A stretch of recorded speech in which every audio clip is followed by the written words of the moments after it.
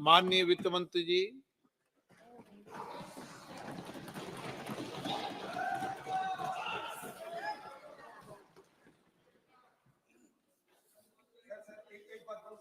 No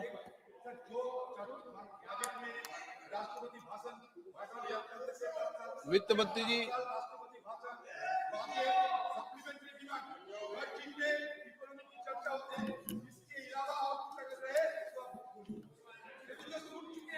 क्या बोलेंगे वो आप गाइड नहीं कर सकते। माननीय वित्त मंत्री जी, ये समझ में नहीं आता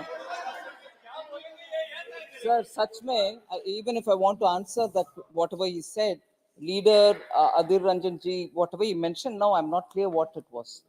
Rashtrapati budget, please say it again. आप आपस में चर्चा मत करें। आप नहीं, sorry sir.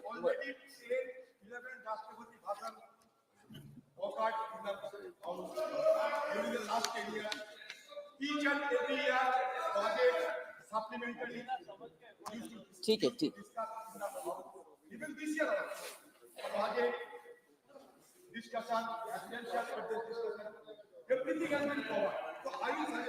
Sir, thank you very much, Honorable Speaker, sir, for giving me this opportunity.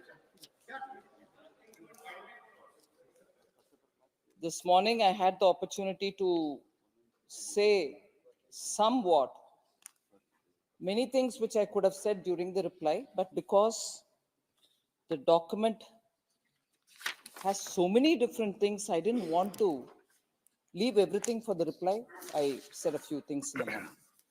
I thank you for that opportunity. Now, looking at the way in which many members have spoken, I will. चालू है mic, चालू। आप तो बोले चालू है mic.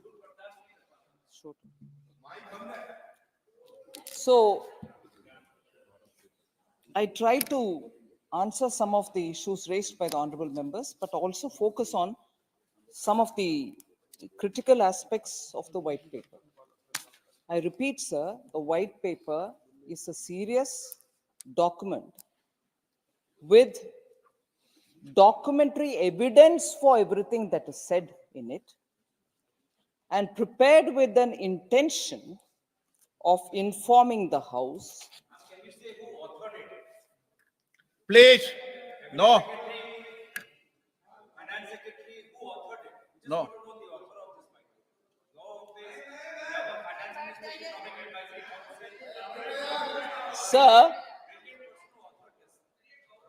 Sir, it is a serious document. It is a document placed by this government.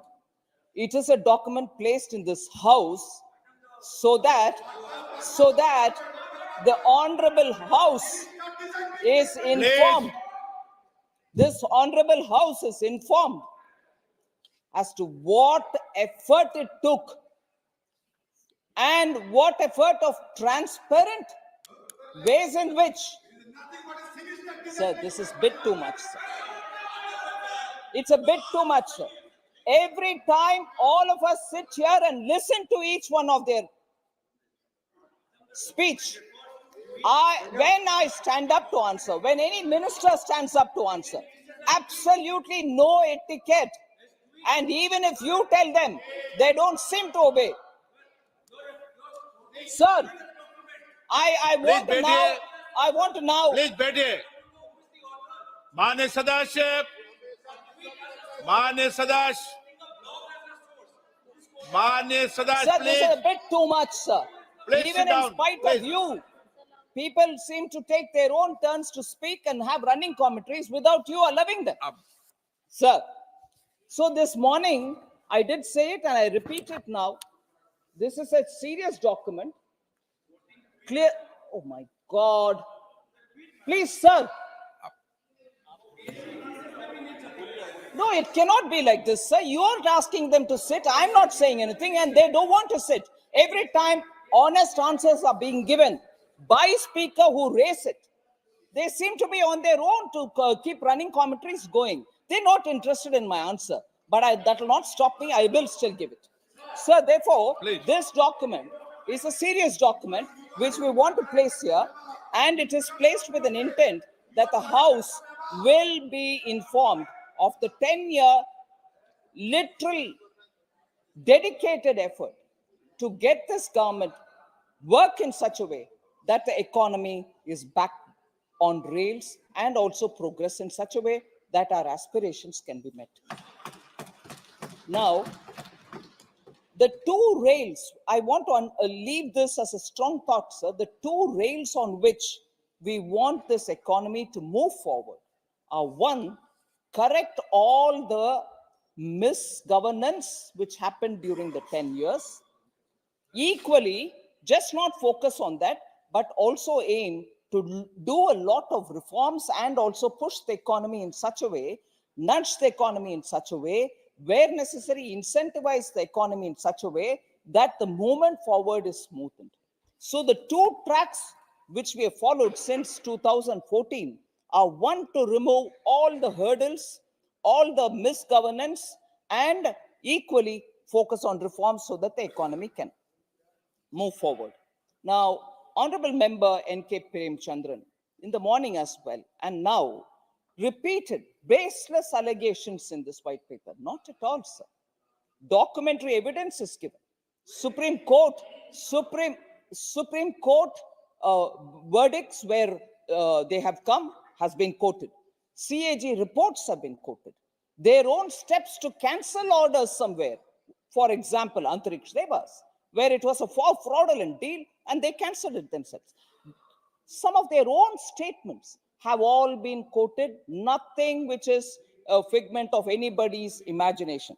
To constantly, therefore, to say it's baseless allegation from a learned member like N.K. Premchandran, it's surprising that a document being placed here and open for everybody's discussion, person like N.K. Premchandran, who I respect a lot, who I respect a lot, says it's baseless allegation. Not at all, sir.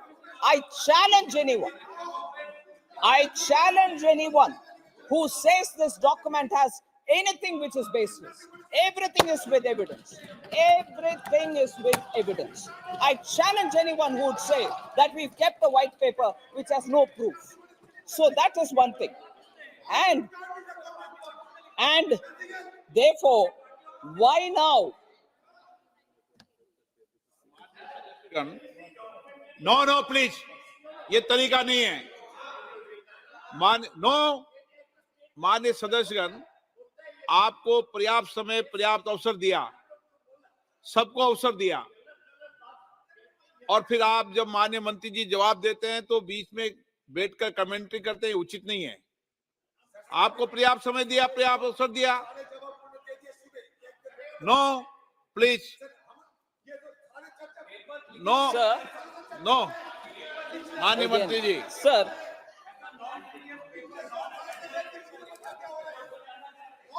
why now? ये document white paper अभी क्यों? इसके लिए मैं जवाब अभी भी दे रही हूं. सबको मालूम भी है, हमारे व्हाइट पेपर में भी वो है. माननीय प्रधानमंत्री जी नरेंद्र मोदी जी 2015-16 में ही एक मीडिया के इंटरव्यू में बोले. It's not as if I am standing here to say it now. Even in 15-16, Honorable Prime Minister made a statement that there is a lot of suggestions coming that I should lay a white paper on the halat of the economy. But I'm not doing it because of national interest. I put the nation first. Because if the truth of the state of affairs of our economy was put out at that time, not one investor would have come to India. Our own citizens would have started feeling what is happening in this country. All institutions have broken down. No proper decision making is happening. Sir, the total big ticket corruption, leave the small ones, big ticket corruption in their 10 years. Big ticket corruption on an average was one at least each year. So common people were really disillusioned. ये इस देश में क्या हो रहा है? So हमारे अपने own citizens would have lost faith by the white paper. So we didn't want to PM very clearly said we didn't want to bring it at that time. Now, why now? 10 years. 10 years of governance, 10 years of sincere effort to clear up the economy, 10 years of sincere effort to make sure that we are not going to stagnate because of the legacy which has been left behind. And therefore, we wanted to make sure that we do reforms. We also undertake everything which has to be done for cleaning up the system. And today, from the fragile 5 situation, we've reached the 5th biggest economy. And sooner we will be reaching the 3rd, now with authority, where the economy is already stabilized and people are coming in, our foreign exchange reserve is improved, FDI is coming in, a lot of sovereign wealth funds are coming and having joint ventures, investment in greenfield projects. We had 10 years, which can therefore be periodically compared with those 10 years and with this 10 years, so that people are not going to say, you came in saying big things, but you can't implement, and therefore you are saying, like some of the state governments which are saying, having given false promises, they are not able to run their state government, put the blame on central government, come and protest in Jantar Mantar instead of being in their state and administering their state. So such things would have been easily accused on us at that time had the white paper been put then itself. We didn't do that. Responsibly, we took the challenge of getting everything sorted out. Now having sorted out, now having placed the economy in a proper position, we have, with documentary evidence, we put it out there and that is why now the white paper is being put and nothing more. So, wo spasht main karna cha rahi hu, sir. Therefore, now in the morning, I took a lot of detailed explanation on coal scam and also on the way bank as an institutions were misused. Now, I also explained how, if you were to compare Commonwealth Games and compare it with the G20, how it was organized, what was the difference. Now, I would just focus myself on 3 issues where I will elaborate so that we all know. I'm sure you would have seen it in the white paper, but I want to explain on 3 issues. How national security was compromised in those 10 years, and how environment as a ministry had become a bottleneck, choke-a-block. Not one proposal could move, and the country's developmental programs all suffered because environment clearances were not obtainable, and the details of that. And finally, how the leadership failed the country. On these 3, I want to elaborate, after which I will obviously come to responding on individual members and their questions. Sir, national security. Critical shortage of ammunition and defense equipment was the main feature of 2014 when we inherited the economy. Manya Raksha Mantri is here. I'm saying it before him. What was the halat then? Bulletproof jackets were not available for our soldiers. वो सामने बंदूक लेकर हमारी enemy खड़े होते तो उनके पास उनके अपने प्रोटेक्टिव गियर तक नहीं था. Night vision goggles were not available. So in the nights, they couldn't do a thing. In pitch dark, they were exposing themselves like sitting ducks. So that was the attention. Now, it's all right. You can always say, oh, no, that is the only case you're talking about. Look at that attitude on how they want to place national security.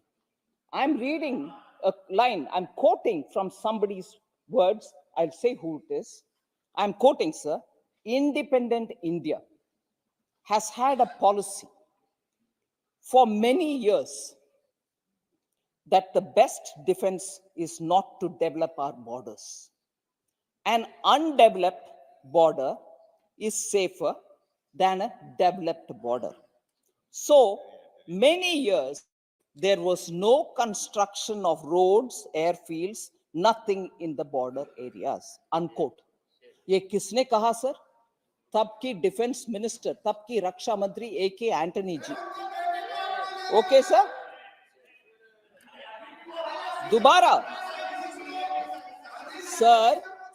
Sir उनके बेटे हमारे पास है कि नहीं है वो मतलब नहीं है। रिकॉर्ड में डिफेंस मिनिस्टर का स्टेटमेंट पढ़ रही हूँ। और डिफेंस डिफेंस सर एक ही, this is nothing to do with father son brother, it is a raksha mantri statement. Thank you Gajendra Shekhawat ji. Sir, AK Antony ji also stressed a number of times that his ministry has used up 92% of defense budget, and major acquisitions have major acquisitions have to wait, and there's no money. Inaugurating the defense expo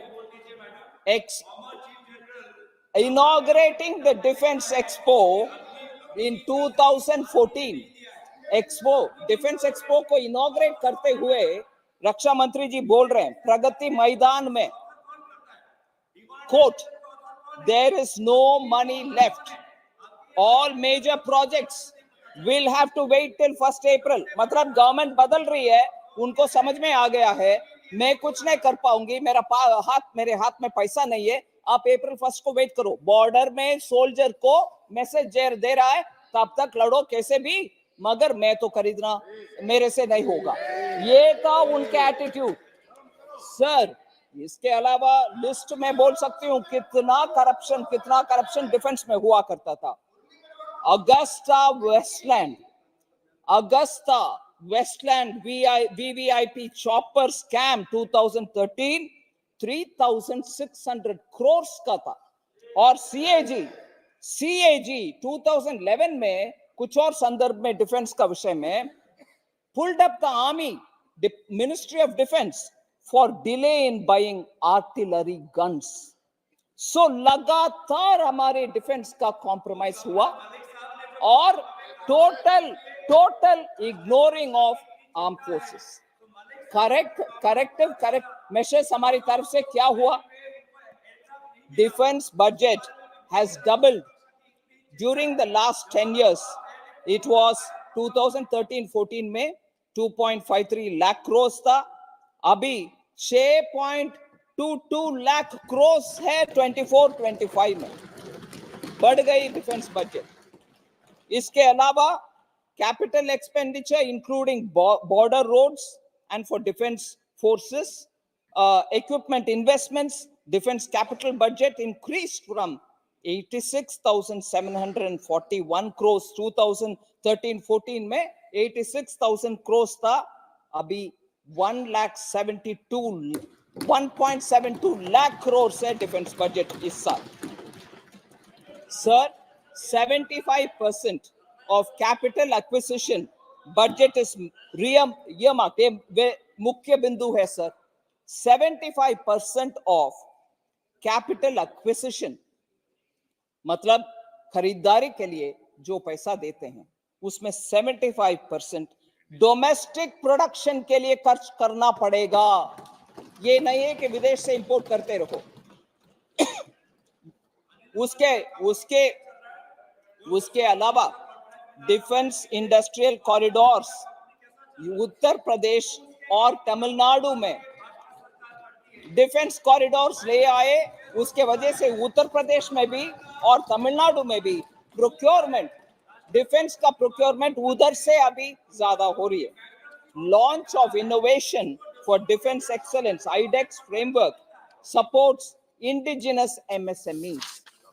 sir इसके अलावा FDI limit in defense production has been raised to 74%. All ordnance factory boards have been converted into 7 defense PSUs. Sir गर्व की बात है, make in India push के वजह से आज INS Vikrant, light combat aircraft Tejas, Akash, BrahMos missiles, main battle tank Arjun, artillery gun system Dhanush, ये सब भारत में उत्पादन हो रहा है सर। इसके अलावा महिला आज राफेल भी उड़ा रहे हैं, बॉर्डर में भी बंदूक लेकर खड़े हैं, महिला पूरे के पूरे डिफेंस में है। सर बार बार रोते थे HAL को क्या हुआ, HAL को ऑर्डर नहीं दिया, जब एक कॉन्ट्रैक्ट भी दिलवाया नहीं 10 साल में HAL को, हम कर रहे हैं HAL को बिजनेस 4 लाख करोड़ तक दिए। बहुत सारे वैरायटी हेलीकॉप्टर का उत्पादन उधर होने वाले हैं, 4 लाख करोड़ दिए ऑर्डर्स। और HAL का नया फैक्ट्री है जो माननीय प्रधानमंत्री जी इनॉग्रेट किए, फाउंडेशन स्टोन 2006 में ले किए, वो HAL मॉडर्न तेजस फाइटर जेट्स को अभी इंडिया सेल्फ डिफेंस के लिए प्रोडक्शन कर रहे हैं HAL। ये HAL है सर जिसके बारे में वो आंसू बहाते थे, एक ऑर्डर भी नहीं दिलवाया, हम इतने कर रहे हैं HAL के लिए। आत्मनिर्भर भारत का विषय यही है सर। डिफेंस का जब अच्छा खर्च होता है और उसका संभालते हैं ठीक से, no terrorist attack happens in the country, left wing extremism को कंट्रोल कर पा रहे हैं। और हाँ, चाइना के बारे में बोलती हूँ, चाइना के विषय आपको जरूर बोलना है sir. Decline of more than 52% in left wing extremism related violence, decline in 72% of security forces का death, decline of 68% in civilian deaths between 2014 to 23। So ये कंपेयर करके हम बोल रहे हैं कि इंटरनल सिक्योरिटी में भी असर पड़ रहा है, क्योंकि डिफेंस के इक्विपमेंट का परचेज और सर इसीलिए value of defence production in 22-23 crossed 1 lakh crore. Defence production का इस देश में जो हो रही है उसका वैल्यू 1 लाख करोड़ से अधिक हो रही है अभी। Defence exports all time high of 16,000 crore का एक्सपोर्ट इस देश में हो रही है। एक्सपोर्ट 85 कंट्रीज तक पहुंच रही है हमारे इक्विपमेंट्स। सर कांग्रेस का glaring mismanagement of defence issue, शायद इसमें एक और विषय मैं जोड़ रही हूं।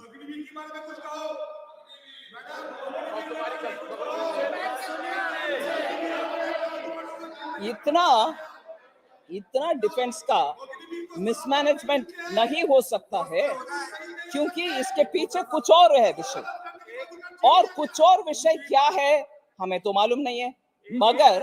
मगर मैं ये पूछना चाहती हूं, क्या 2008 में चाइना में जाकर के कुछ MOU दस्तखत हुआ, उसका विषय क्या है? उसका विषय क्या है? अब तक उसका खुलासा क्यों नहीं हो रही है? उसका खुलासा आज तक क्यों नहीं हो रही है? उसके वजह से डिफेंस में रोड नहीं बनाएंगे, बुलेट प्रूफ वेस्ट नहीं खरीदेंगे, बुलेट नहीं खरीदेंगे, आर्म्ड फोर्सेस को छोड़ देंगे, पैसा नहीं है बोलेंगे। ये क्या, ये सब उसके कारण हो रहा है क्या? उसका स्पष्टीकरण देने के लिए कहिए सर कांग्रेस को।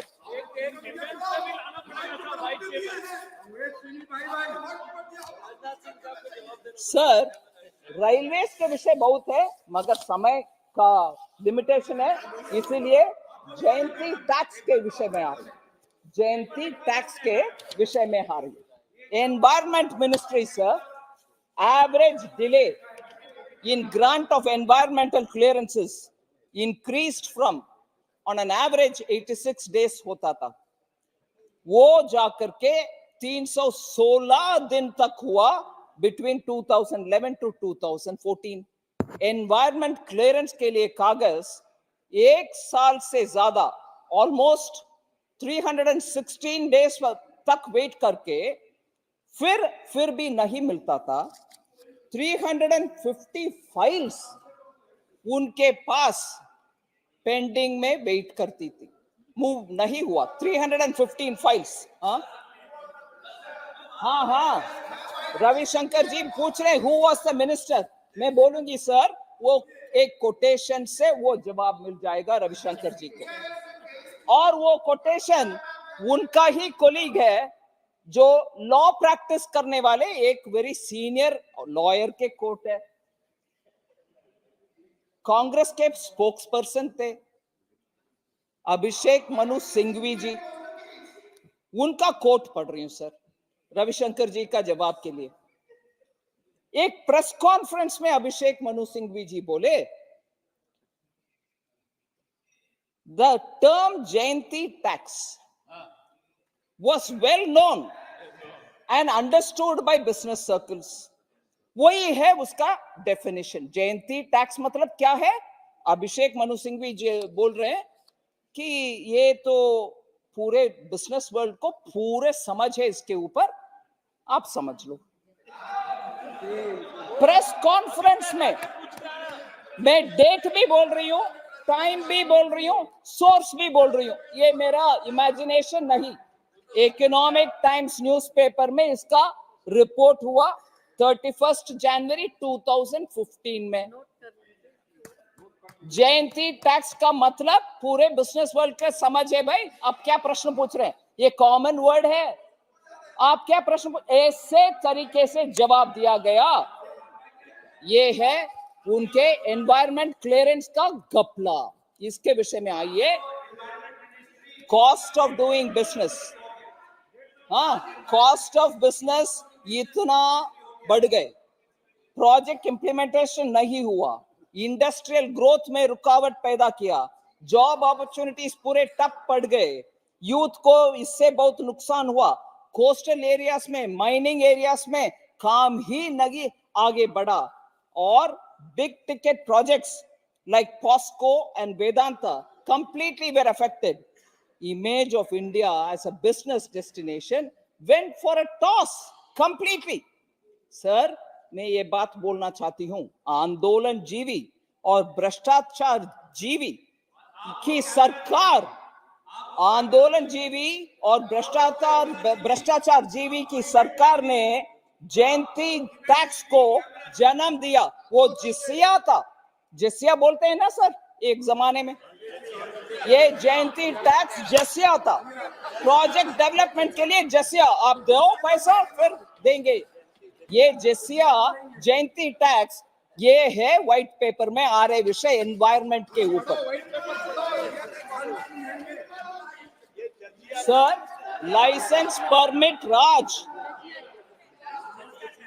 जसिया लाइसेंस परमिट राज वापस ले आए एनवायरनमेंट टैक्स के द्वारा।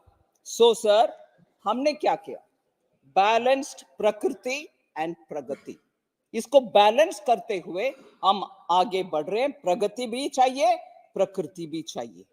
We brought in transparency, online system ले आए, परिवेश ग्रीन क्लियरेंस के लिए जल्दी हो और समय पर हो, standardised and streamlined environmental impact assessment studies. फिर डिपार्टमेंट ऑफ क्लाइमेट चेंज, एक स्टेट में गुजरात में पहला आया, मगर सेंट्रल गवर्नमेंट से पहले उधर आया, फिर भी हम भी एनवायरमेंट के लिए प्रामुख्यता दी।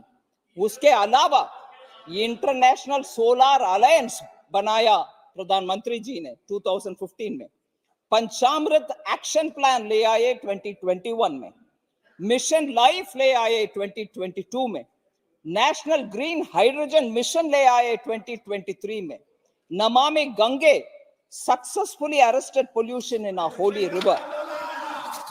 इतना सारे एनवायरनमेंट में क्लियर करते हैं sir. Sir, rooftop solar,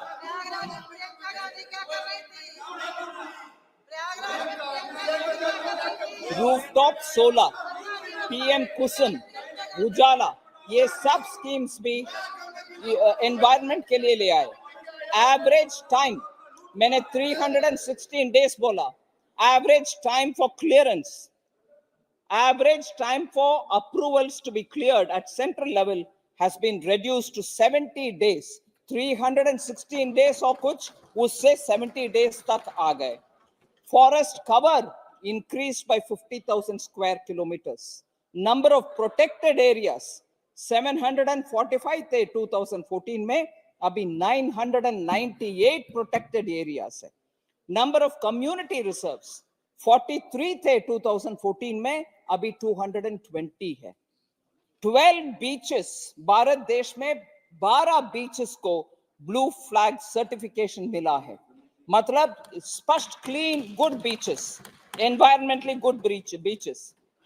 Sir, globally, India stands fourth in renewable power, fourth in wind power, and fifth in solar power. आगे इतनी दूर तक हम आए हैं, 30-fold increase in solar energy capacity since 2014. Sir, also Guwahati, Assam के capital Guwahati rail station is the first solar powered railway station in India.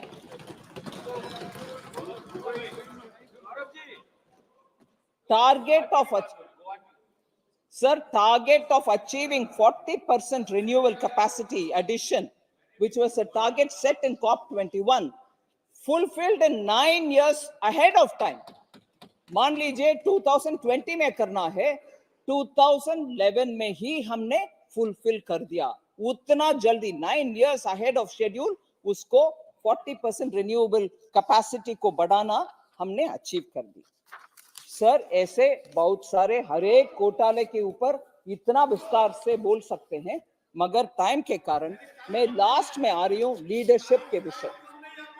ओ ठीक है, थैंक यू सर. लीडरशिप के विषय में आ रहे हैं जो at the heart of the problem. UPA का मिसमैनेजमेंट, यूपीए का घोटाला ड्रिवन 10 साल, यूपीए का मिसमैनेजमेंट, क्रोनी कैपिटलिज्म, ये सब का केंद्र बिंदु है लीडरशिप का problem. Rudderless, leaderless.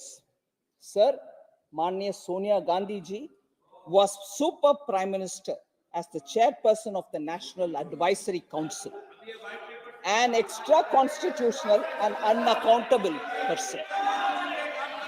Of course, sir, सुबह मैंने एसबीआई चेयरमैन के विषय बोले, आर.के. तलवार जी के विषय बोले, वो नहीं मेंशन, मगर कांग्रेस के डीएनए में करप्शन, बैंक को मिसयूज करना, ये संदर्भ में उसको मैंने बोला. ऐसे ही ये मिसमैनेजमेंट और फ्रेजाइल फाइल का इकोनॉमी में आने का कारण क्या है? हर एक घोटाला का एक्सप्लेनेशन हम दे रहे हैं, मगर इन सब का कारण क्या है? मैं जरूर बोलना चाहूंगी, लीडरशिप अगर सही है तो ऐसे हालात होता क्या? इसीलिए सर, मैं बात इसलिए बोल रही हूं, गवर्नेंस के ऊपर ये मेजर दबाव था, बिकॉज एक्स्ट्रा कॉन्स्टिट्यूशनल अथॉरिटी उनको मिला. 710 फाइल्स एनएसी के बाद एनएसी का परमिशन लेने के लिए सरकार से गया. क्या वो कैबिनेट है? क्या वो अप्रूव्ड पार्लियामेंट है? क्या वो स्टैंडिंग कमेटी है? क्यों उनके हाथ में जाना 710 फाइल्स? वो क्या कॉन्स्टिट्यूशन अथॉरिटी है क्या? वो अनअकाउंटेबल पावर था, अनअकाउंटेबल, अनआंसरेबल पावर था. पार्लियामेंट में उसका जवाब देने का स्थान ही नहीं था. उनके पास क्यों 710 फाइल्स गया? ऐसे ही अनअकाउंटेबल पावर के कारण ये घपले, साल में एक बड़ा टिकट घपला होता रहा. ये unconstitutional use of power. Sir, also आपको मालूम है, प्रधानमंत्री जी, हम सब रेस्पेक्ट करते हैं माननीय मनमोहन सिंह जी को, उनके ही प्रधानमंत्री रहते हुए इंस्टीट्यूशंस के ऊपर बात करते हैं, हमें लेक्चर देते हैं. मनमोहन सिंह जी जब प्रधानमंत्री थे और विदेश के पर्यटन में थे, इधर कांग्रेस के तब के शायद जनरल सेक्रेटरी थे या प्रेसिडेंट थे. पुराना बात, 10 साल के पुराना बात भी अभी बोलने का आवश्यकता है. ऑर्डिनेंस को फाड़ कर प्रेस कॉन्फ्रेंस में फेंका, वो क्या मर्यादा नहीं है? वो अवमानना नहीं है प्राइम मिनिस्टर को? Insulting his own prime minister, देश का प्राइम मिनिस्टर. ये ऐसे घमंड और गर्वी, मतलब very arrogant, who did not care for his own prime minister. ये इंस्टीट्यूशन के ऊपर इतना चिल्ला रहे हैं आजकल, हमें लेक्चर दे रहे हैं. When his own prime minister को इंसल्ट करते हुए जब वो प्राइम मिनिस्टर विदेश में थे, वो ऑर्डिनेंस को फेंक के तब कहां गया हमारे एनके प्रेमचंद्रन जी? बेसलेस हमें बोलते हैं एनके प्रेमचंद्रन जी, तब उठ करके बोलना था, अरे हमारा प्राइम मिनिस्टर को क्यों इंसल्ट कर रही हो, ये गलत है बोलने को। तब आरएसपी नहीं था, रिपब्लिकन सोशलिस्ट पार्टी जो एनके प्रेमचंद्रन जी का, तब नहीं था, क्यों उठा करके पूछा नहीं? अभी हमें पूछ रहे बहुत सारे प्रश्न, बहुत सारे ग्रेट लेजिस्लेशन हुआ, अभी उनका ऑल्टरनेटिव कुछ प्रपोजल के लिए बात कर रहे थे। उस समय अच्छा कानून हुआ, right to information, right to food, मैं उसके विषय में आ रही हूं सर। इतने सारे अच्छा कानून बोल रहे हैं ना इनके प्रेमचंद्र, क्या एनएसी के द्वारा कानून आपको मंजूर है? एनएसी कौन है? एनएसी कौन सा बॉडी है? उसके द्वारा जब कानून आता है, एनके प्रेमचंद्रन जी को मंजूर है उसमें? Non constitutional body, kitchen cabinet से वर्ष। ऐसे सेलेक्टिव मोरालिटी को हाईलाइट करने वाले से मैं विनम्रता से मांग रही हूं, प्लीज आपके हाई मॉरल ग्राउंड को इस पार भी उपयोग करो, उस पार भी उपयोग करो। एनए से कानून बन सकता है, हम व्हाइट पेपर इधर रख नहीं सकते। Elected government can't keep a white paper here.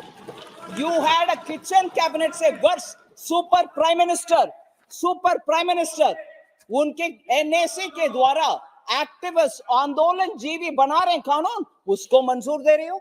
वो अच्छा कानून बोल रहे हो? वो तब आपको आपत्तिजनक नहीं माना? So sir, I want to also say, sir, I want to say this. अभी हर विषय में बोलते हैं, आधार हमने ले आया, मनरेगा हमने ले आया, आधार यूआईडी पेमेंट हमारा है, इसलिए डीबीटी हो रही है, ये सब बोलते हैं ना सर, हर बार क्लेम करते हैं, हमें रिकॉग्नाइज करो, हम भी अच्छे किए, रिकॉग्नाइज हमें क्यों एक्नॉलेज नहीं कर रहे हो बोलते हैं। मैं बोल रही हूं सर, सिर्फ यूआईडीआई के उदाहरण लेते हुए, वो उधर मंजूर नहीं था, हर डिपार्टमेंट में झगड़ा था, यूआईडीआई नो, ले आना नहीं है बोलने, ठीक है जी। हाँ मैं पढ़ रही हूँ, डोंट वरी, पढ़ रही हूँ। Oh yeah, I won't mislead the house. I'm not Congress. Mislead करने वाले हाउस को कांग्रेस से भाई, कॉपीराइट आपका है, patent and copyright on misleading is yours sir. Economic times तब का अप्रैल 17, 2012, इकोनॉमिक टाइम्स अप्रैल 17, 2012, उसका रिपोर्ट है sir. UIDIA Parent Planning Commission was rejecting its 15,000 crore funding proposal. Planning commission तब का इनका प्रपोजल के लिए यूआईडीए के लिए रिजेक्ट किया। फिर यूआईडीए legitimacy and a parliamentary panel examining the legislation that gave UIDI legitimacy. Sir आज सुबह बहुत सारे इधर भी सुना, कल राज्यसभा में भी सुना, आप कानून जल्दी में ले आते हो, कानून जल्दी में ले आ करके पास करवाते हो, हाउस जब ऑर्डर में नहीं है पास करवाते हो, स्टैंडिंग कमेटी में भेजने में आपको क्या आपत्ति है बोलते हैं ना सर, उसका देख लीजिए।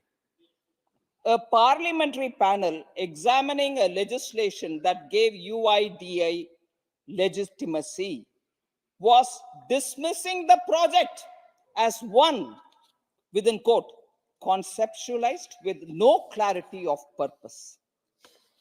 आधार हमारा है बोलने वाले उस समय बोले उसका पर्पस ही कुछ नहीं है सर।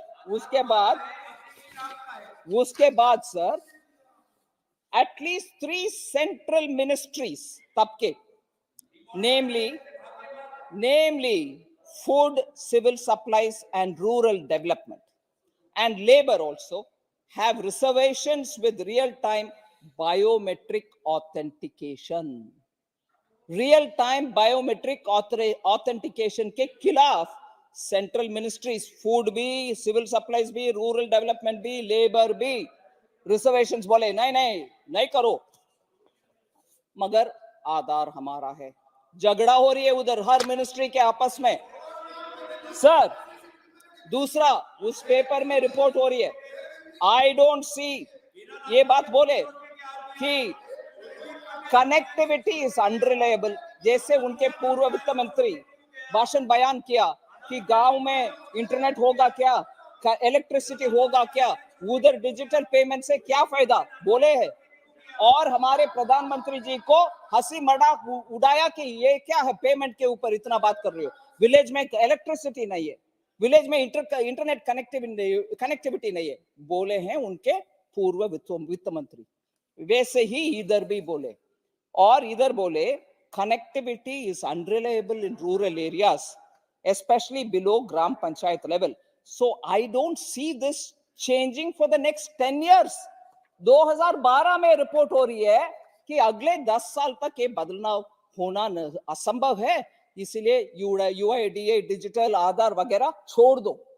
आज हमें बोल रहा गया कि आधार हमारा है, इंप्लीमेंट करने वाले हम हैं, स्केल अप करने वाले हम हैं। पूरे दुनिया में डीपीआई के ऊपर G20 में हमें बोला जाता है कि you are doing it right.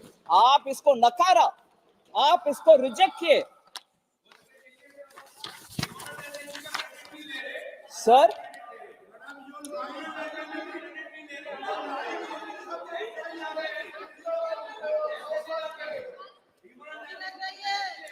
Sir सीधा पॉइंट पे आती हूं, ये आधार और बायोमेट्रिक ऑथेंटिकेशन के वजह से आज कोविड के टाइम में भी हम डायरेक्टली बेनिफिशियर को पैसा भेज पाए, जो डेवलप्ड कंट्रीज भी नहीं कर पाए। और उससे सिर्फ कोविड के टाइम नहीं, आज डीबीटी जितनी भी चल रही है गवर्नमेंट के प्रोग्राम के वजह से, डीबीटी के वजह से, आधार ऑथेंटिकेटेड डीबीटी के वजह से 2.7 लाख करोड़ सरकार ने बचाया, सेविंग हुआ सरकार को। ये लीडरशिप का ताकत है, ये लीडरशिप का विजन है जो नहीं था यूपीए में।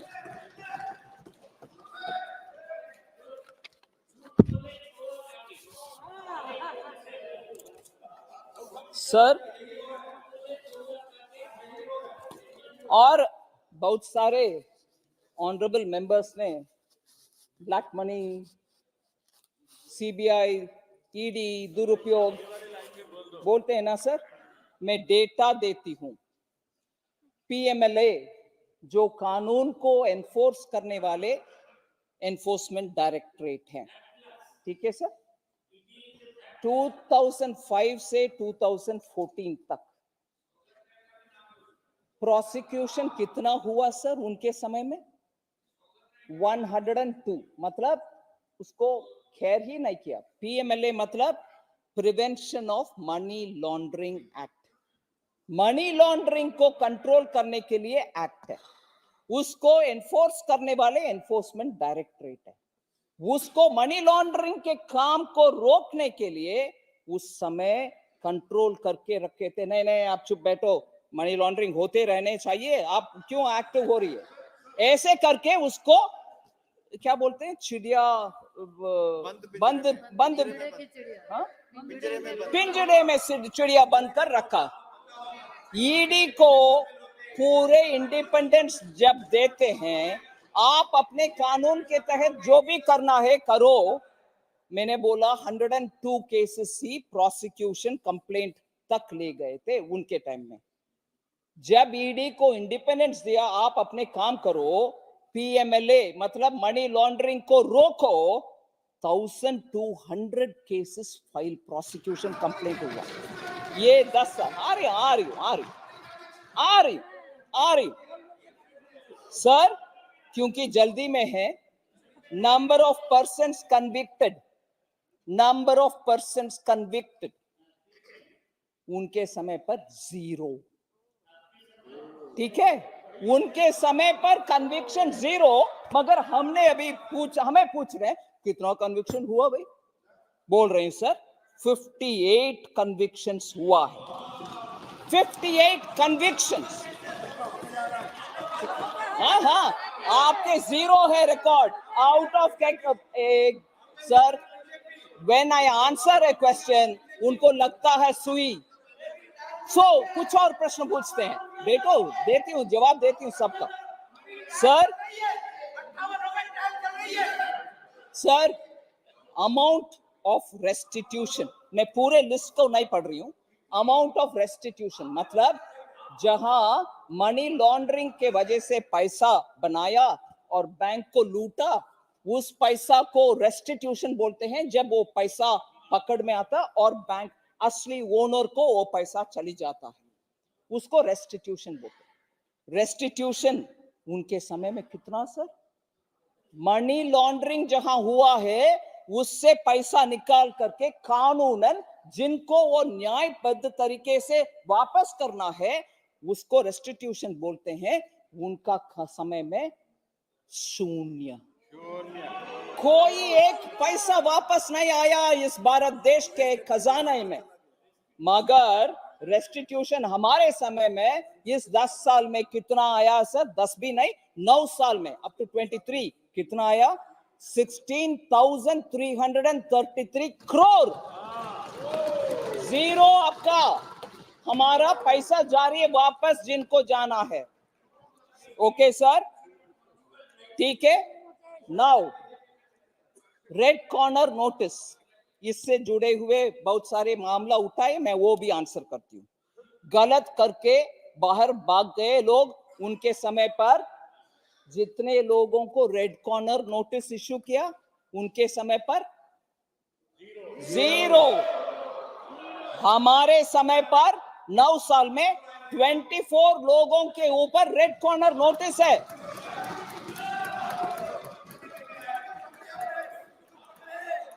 ठीक है सर। और इनके समय पर पैसा लेकर के बैंक को चीट करके बाहर जो गए उनके ऊपर भी एक्सट्रेडिशन ऑर्डर्स पास करवाए, उनको भी वापस ले आएंगे। ऑर्डर तो हो गया है विजय मल्ल्या, नीरव मोदी और संजय भंडारी के ऊपर ऑर्डर हो गया, उनको एक्सट्रेडिशन करने का ही बाकी है। ये इनके समय में 0 ले आए। सर दूसरा, इनके टाइम में कितने लोग को फ्यूजिटिव डिक्लेयर किया? मतलब एक गुना इधर कर दिया, इकोनॉमिक ऑफेंस कर दिया, भागे। कम से कम उनको बोलना है, उनको नाम देना है कि कानून से भागने वाले, उनको हम फ्यूजिटिव बोलते हैं। फ्यूजिटिव इनके बगोड़ा, इनके काल में कितने घोषणा हुआ, कितने लोग के ऊपर बगोड़ा करके? 0। हमारे समय पर 12 लोग को फ्यूजिटिव हमने घोषणा कर चुके हैं। ये क्या है? क्या रिकॉर्ड है इनका?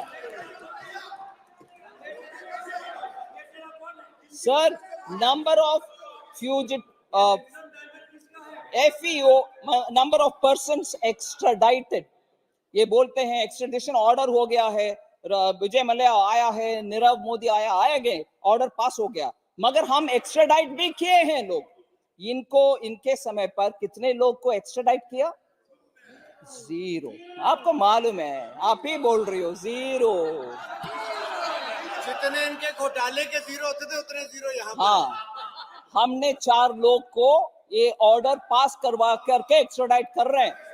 So total amount confiscated from the FEOA, मतलब फ्यूजिटिव इकोनॉमिक ऑफेंडर, उनके प्रॉपर्टी से कितना पैसा हमने वसूल किया? इनके समय पर कितना आदिर जी? 0। सही बात है, 0। हमारे टाइम में 906.74 करोड़ फ्यूजिटिव ऑफेंडर से वापस आए।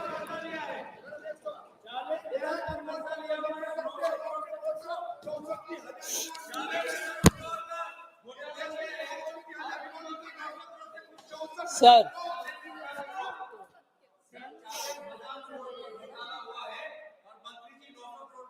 सर, अरे जीरो से आप खुश है भाई, कम से कम हम खुश है 900 के ऊपर, आप जीरो के ऊपर खुश है।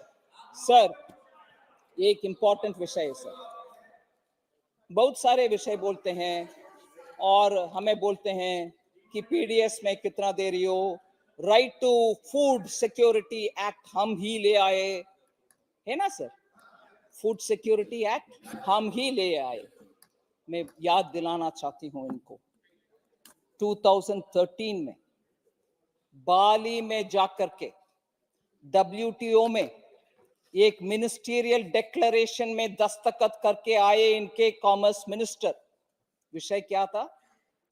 भारत देश में पीडीएस के लिए मिनिमम सपोर्ट प्राइस दे करके किसान से लेकर के बफर स्टॉक रख करके एफसीआई गोडाउन में पीडीएस के द्वारा गरीब के लिए वो पहुंचाने के लिए प्रोक्योर करते हैं।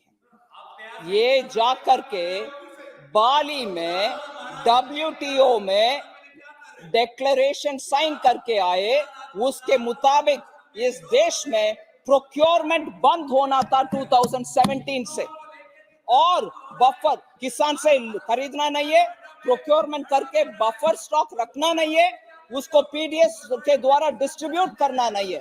2014 में मोदी जी आने के बाद कॉमर्स मिनिस्टर के नाते मैं गई नैरोबी में, झगड़ा करके परमानेंटली एक सॉल्यूशन जब तक नहीं मिलता ये अप्लाई नहीं होना चाहिए करके हमने ले आए वो कानून। ये भारत के किसान के हित को बेच दिया, भारत के कंज्यूमर का हित को बेच दिया। पीडीएस आज तक हम दे नहीं पाएंगे, पीडीएस हम दे नहीं सकेंगे इस देश में अगर वो बाली डिक्लेरेशन के अंतर्गत 2017 के बाद भारत देश का ये राइट पूरे के पूरे खत्म। वो था बाली डिक्लेरेशन, ये करके आए और इधर बोलते हैं फूड राइट के लिए हमने कानून बनाया। अरे विदेश में जाकर उस कानून को बेकार बना करके आए, उसके बाद आंसू बहा करके ये कानून बना रहे हो। बेल दिया हमारे किसान को, हमारे गरीब को, उनके हक जो अनाज के लिए खाने के लिए जो था उसको गिरवी रखकर आए हैं ये लोग, बात करते हैं आज। सर, मनीष तिवारी जी, सर मनीष तिवारी जी और वीरा स्वामी कलानिधि जी, गिरीश चंद्रा जी, PM बशीर जी और S वेंकटेशन जी लेबर मार्केट के ऊपर बहुत सारे विषय उठाए। मनीष तिवारी जी थे अभी तक, मगर फिर भी मैं जवाब दे रही हूं सर। लेबर मार्केट्स, मेरा जवाब उनके लिए मैं बोल रही हूं sir. Labor markets have witnessed a falling unemployment rates, declining from 5.8% in 2018-19 to 3.2% in 22-23. Unemployment कम हो रही है। 2018-19 में 5.8% था, अभी वो 3.2%. Sir, unemployment rate, particularly for graduates, has also declined. 2017-18 में 17.2% था, अभी 13.4% in 22-23. Decline has been even sharper for female graduates, and their unemployment rate has declined from 27.5% to 20.6% over the same period. PLI scheme के बारे में हम बात करते हैं, उसके डायरेक्ट इम्पैक्ट एम्प्लॉयमेंट के ऊपर मैं बोलना चाहती हूँ सर।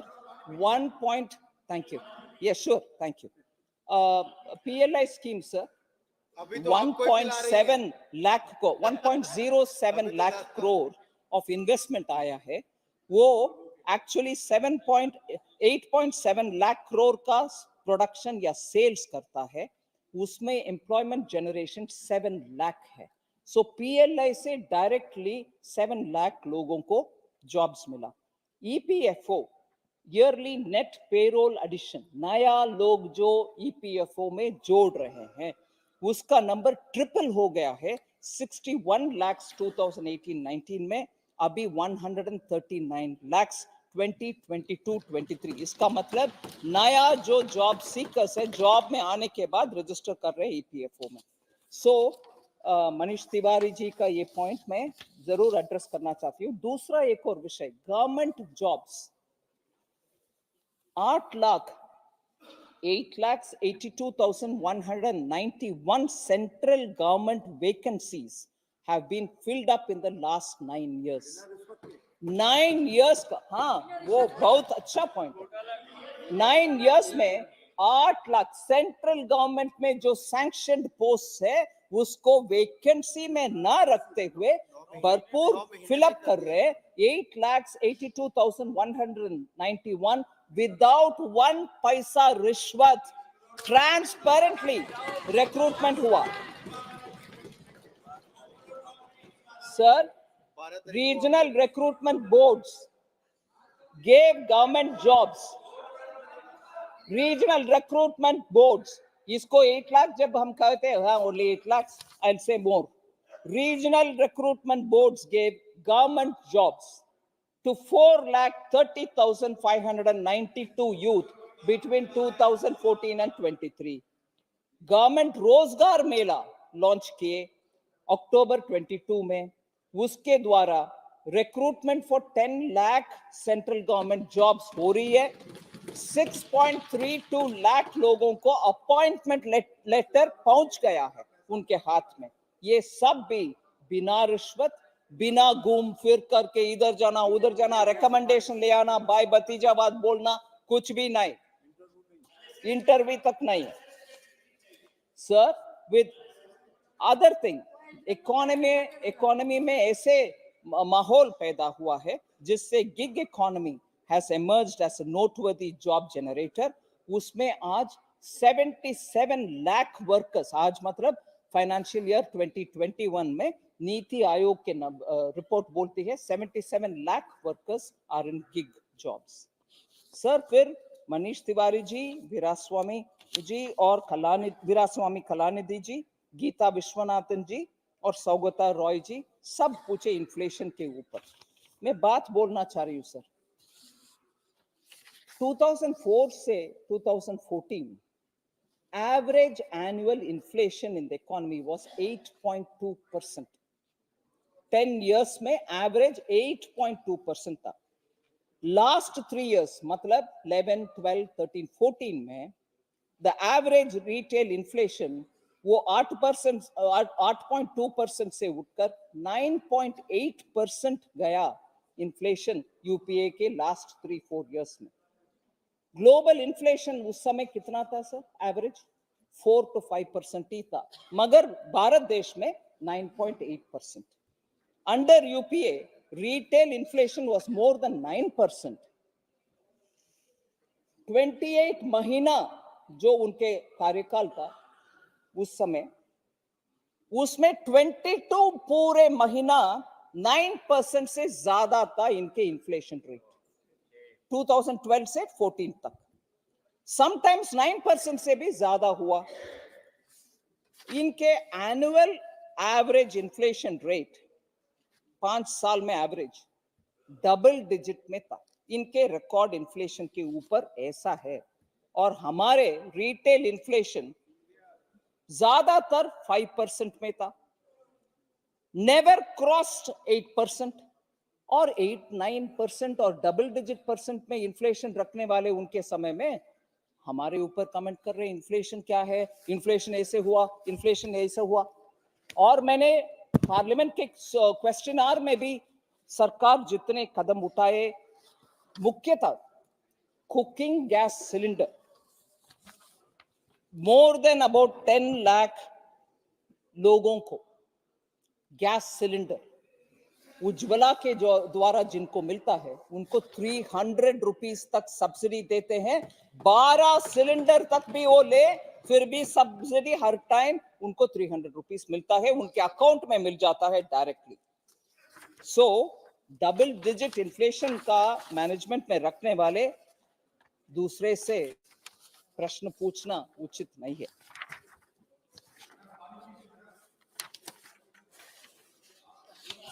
सर,